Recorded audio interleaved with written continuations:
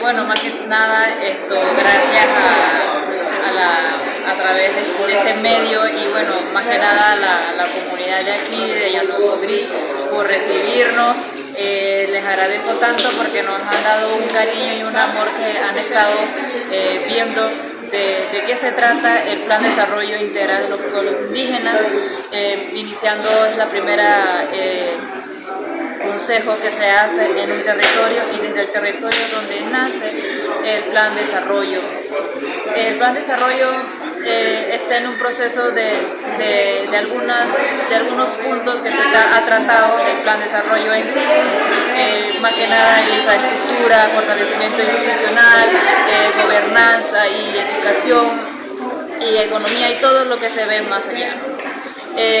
Yo por mi parte soy la coordinadora del Comité Asesor de Mujeres Indígenas de Panamá. Estamos buscando institucionalizar este comité para que este mismo comité con mujeres de base que son elegidas por cada congreso o por cada autoridades tradicionales puedan fomentar más, visibilizar más los trabajos que se ha hecho las mujeres del Comité Asesor, que es el Plan de Empoderamiento Económico de la Mujer Indígena, y es por decreto el 5 de septiembre del 2003, bajo el decreto número 1018,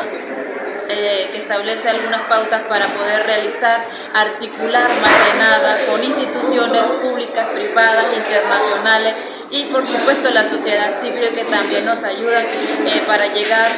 más desarrollo a las comunidades de base que las mujeres necesitan capacitarse, las mujeres necesitan seguir sus emprendimientos, llevarlos al mundo, a fortalecer más que nada su identidad cultural desde su pertinencia, desde su autonomía, desde su pertinencia y cosmovisión como indígena. Así es que bueno, más que nada, aquí estamos para servirles. Oye, para finalizar, aprendiendo un poco, queremos aprender de Llano Tugrí un poco del idioma Guamlán, pues saludos finales, mensaje final a sus hermanos. Chacapela, Jausimavia, Magarma, Uwahib, Llano Tugrí, Uwahib.